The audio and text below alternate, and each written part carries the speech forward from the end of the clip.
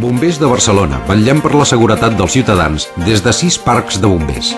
Cada parc s'encarrega prioritàriament d'una part de la ciutat. Parc de l'Eixample. És el més gran i antic, ja que es va construir el 1932.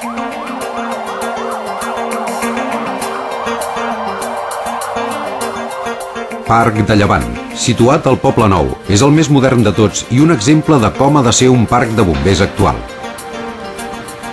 La seva funció és apropar els efectius de bombers a aquestes zones en creixement de la ciutat.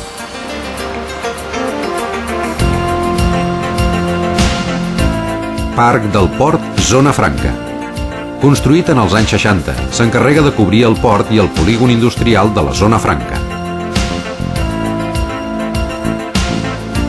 Parc de Drassanes.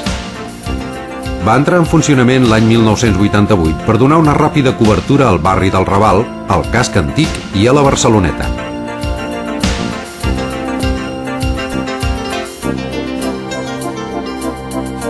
Parc de Sant Andreu.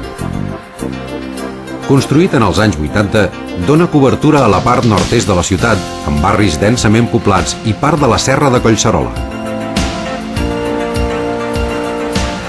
Parc de la Vall d'Hebron. Construït a finals dels 90, és un parc modern que protegeix la zona nord de la ciutat.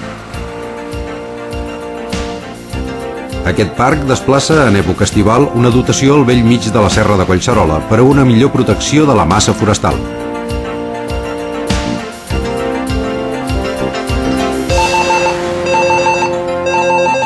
Bombers, diguin. Sí? Sí, miri, vinguin de seguida, que tenim poc al pis. A on? Sí, al carrer Calàbria 278. Sí? Sí, està cremant molt, hi ha moltes flames. Quin pis és? El tercer.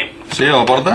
Sí, el tercer segona, però Sí. vinguin ràpid, que no podem sortir. El telèfon des del que truca, sisplau? 93 Sí. 291 Sí. 53 Tota 44. la I què és el que sortida està foc acabant, pis. sisplau? Tota la sortida foc el rebador. pis. D'acord. Seguida que no podem sortir.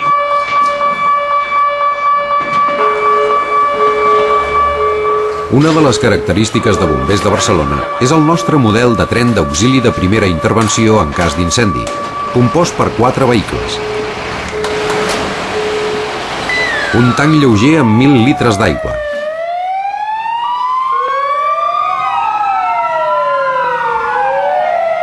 Un tanc pesant amb 3.000 litres d'aigua. Autoescala d'entre 18 i 38 metres d'alçada. I una ambulància. Aquest model ens permet, juntament amb la important xarxa d'hidrants de la ciutat, solucionar gairebé la majoria de les intervencions.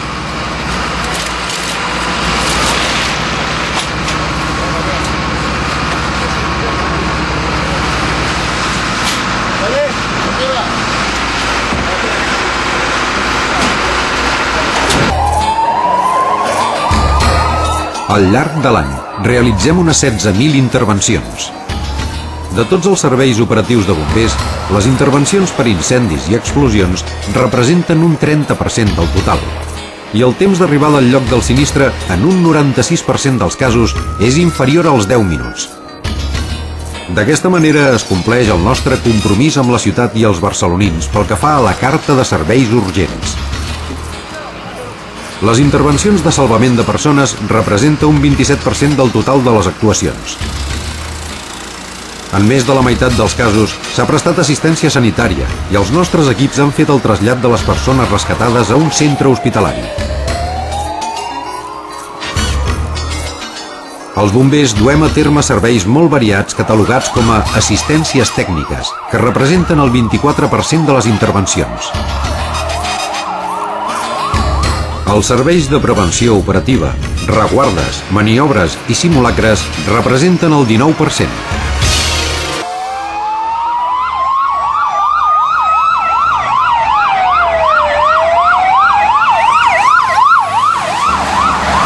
Un dels nostres principals objectius és la formació contínua interna operativa per tal d'aconseguir una millora en el desenvolupament de la tasca diària i, sobretot, en l'increment de l'eficàcia i la seguretat.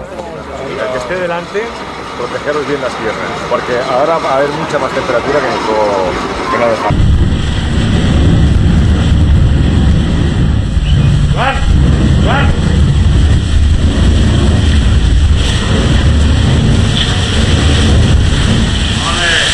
¡Vale, fuera!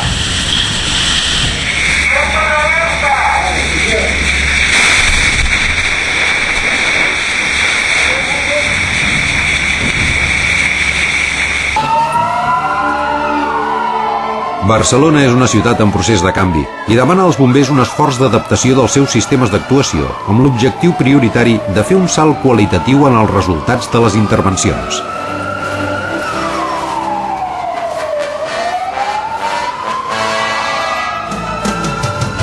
La formació continuada i l'adaptació a les noves tecnologies, juntament amb la renovació constant de la flota de vehicles i el rejuveniment dels professionals, suposa, sens dubte, una millora qualitativa important en la gestió de les intervencions.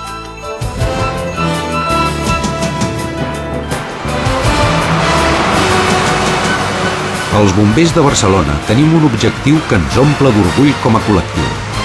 El repte diari d'intentar mantenir i millorar els índexs de seguretat de tots els ciutadans de Barcelona.